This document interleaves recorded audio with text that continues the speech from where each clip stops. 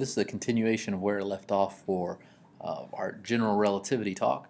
Last time we talked about how special relativity didn't handle non-inertial frames, so basically when there are accelerations, and how there was the equivalence principle that stated that you could replace gravitational fields with accelerations, and they would be you couldn't tell the difference between them over short periods of time and over a small enough scale.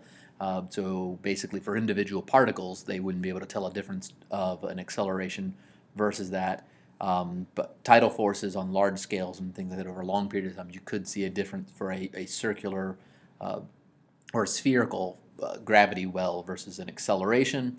And then we talked about how then this would basically say that if you were in free fall, that's actually the time you're not accelerating. It's the acceleration of standing on the ground that you're used to, and the free fall, that feeling you would get, would be the no acceleration feeling. And that this kind of acceleration being equivalent to gravity led to a bending of light, and then that bending of light ultimately led to the idea of a curved space-time, and that things move along these geodesics through curved space-time, not through curved space, but through space-time. So light's geodesic is going to be different than like a baseball that was thrown's geodesic because it's through space and time, not just space. And then this ultimately had some successes like the precession of Mercury's orbit and other planets, and it explained those things, stuff that Newton's gravity couldn't explain, even some experiments that showed a bending of light and stuff, which ultimately showed that stars appeared out of place and things like that. So if you had a star sitting in one place, it would be and I think this was done during a solar eclipse where a star appeared to be in a different location than it was supposed to be, as was predicted by this theory. So if you had the sun sitting here and you had us over here on Earth, we'll make that a little blue dot. So here we are over here on Earth, and if there was some star over here that would normally be blocked by the sun, there's no way that's visible. Let me get a darker color. So there's some star over here that would normally be blocked because the light coming from that star would hit the sun and be blocked. Well, what happens is, since gravity actually affects light, light that was coming off this way that should have kept going and we never saw it would actually bend as it passed near the sun and bend over and would come over here. And then when we would look back here from Earth, we would see this star, and the star would appear to be over here, even though we knew that's not where it should be. So during a solar eclipse, they were able to look next to the sun and see that stars were in the wrong position. They appeared to be in the wrong position. So we had that kind of thing. It's called gravitational lensing that does this. Another thing that's seen is you'll see that there's two versions of a star next to each other like this. And these two stars are identical, and it's because there's something really heavy and massive between them that's bending the light, that's trying to go out this way and trying to go out this way, and it's making it appear like there are two stars. So that's that kind of gravitational lensing. But both of these things were things that I believe I already talked about. So let's move on to where we were before. And this is Einstein's field equation. Basically, it looks like this. It's R mu nu. These are subscripts because this is what is called a tensor. This is known as the Ricci tensor, and then minus. Actually, this Ricci tensor is like a scaled down version of a full curvature tensor, which I believe is Riemann's curvature tensor. But anyway, this is a contracted of a larger tensor down to our 4D space and time. Then it's minus 1/2, and then what is the Ricci scalar, which comes from this Ricci curvature tensor. And then we have what's called the metric tensor, G mu nu, and this is just a geometric thing that tells us it's basically our tensor that tells us it's our measuring stick for measurements in this coordinate system in this space. If it's a flat space-time, then this is ultimately just the identity matrix. A bunch of ones down the diagonal and zeros everywhere else. That's what it would be for regular old Cartesian coordinates. For spherical coordinates, it'd be like 0 r squared and r, or 0 r squared and or 1 r squared sine squared theta. But you can reduce that back to just the identity that just to the identity matrix. And anytime it's flat space, you can reduce it back to the identity matrix, and that's ultimately that. And then this, actually, in fact, this metric tensor is all that all of these other tensors are really. That's all like this tensor comes from, is just a bunch of derivatives of this guy. So on this left-hand side, this is purely geometrical. This is nothing but geometry. This is basically like how you measure a distance in the space, and then this is all just about that. It's about derivatives of it and how it varies from place to place, and you get this curvature tensor. But this is purely geometry. This is all geometric on this left side. It's all geometry. And then on the right side, you actually end up with some physics stuff. 8 pi g over c to the fourth. There are some versions you might see where this c to the fourth isn't there, and that's just because they made the speed of light equal to 1. And then this is t mu nu. So this whole side is all about mass and energy. In fact, actually, this tensor here, so this is all about matter.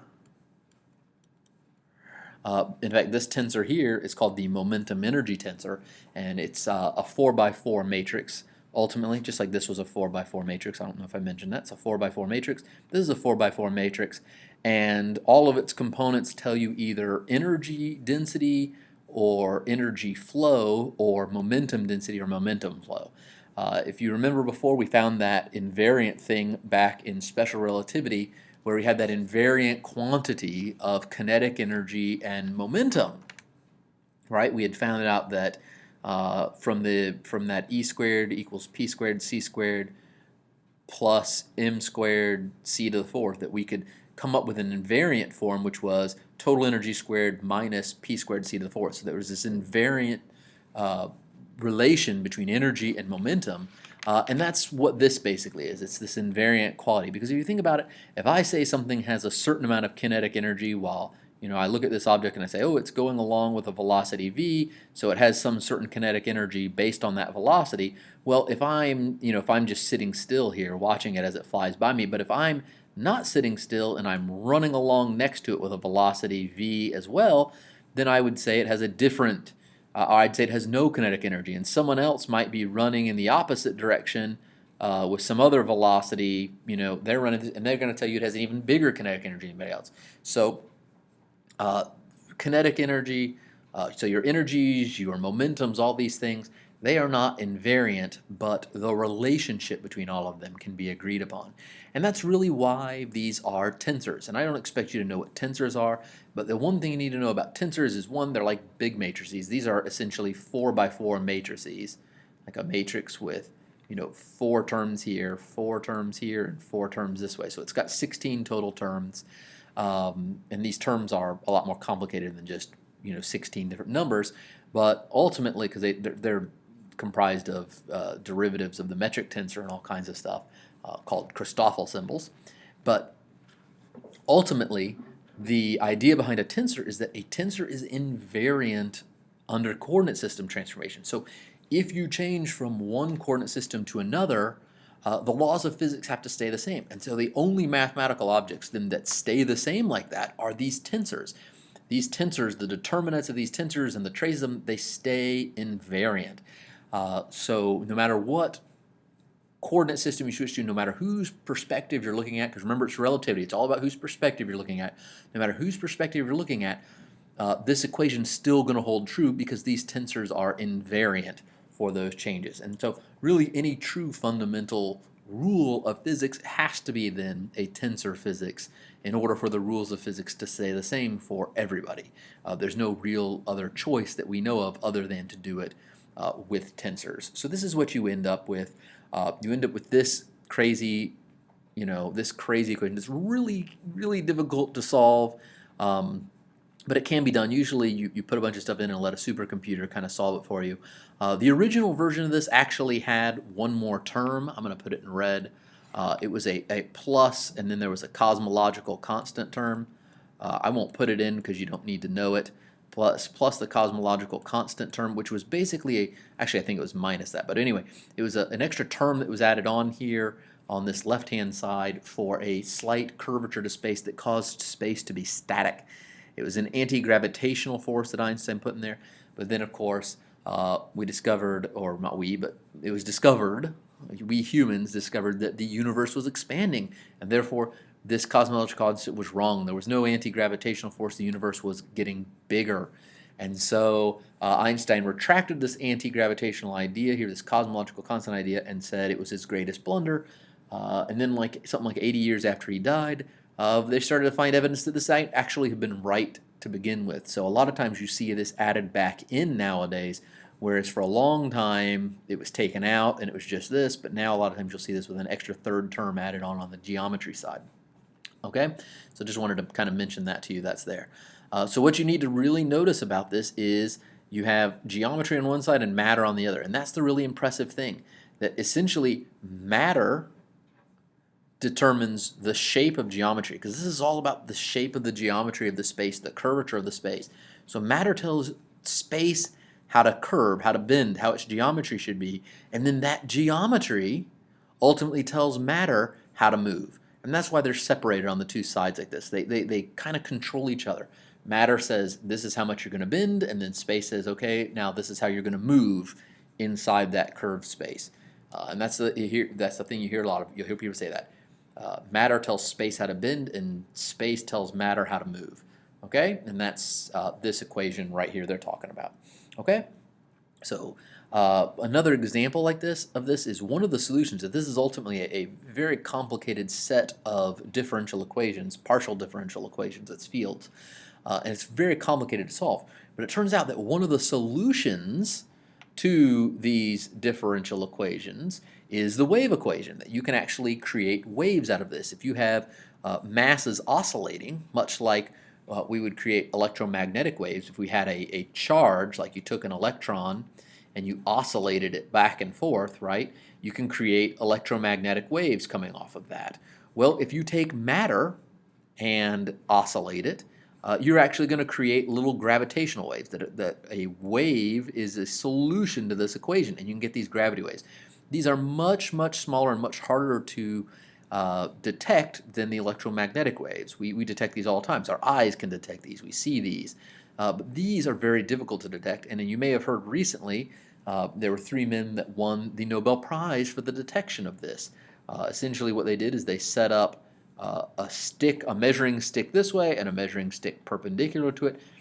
Really not a measuring stick, but something they were measuring with interferometers and laser light.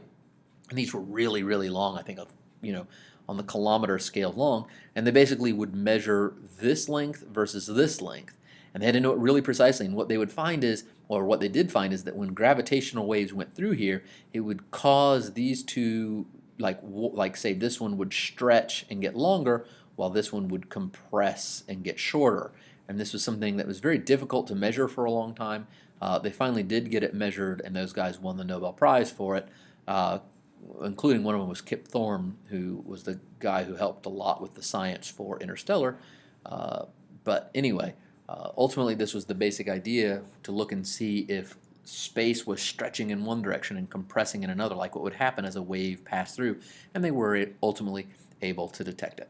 Okay, so that should end this is part 2 of the beginnings of general relativity, and I split it up because that other video is getting too long. So combine that other video, that last video, with this video, and there's our beginnings of general relativity. Okay, that's all.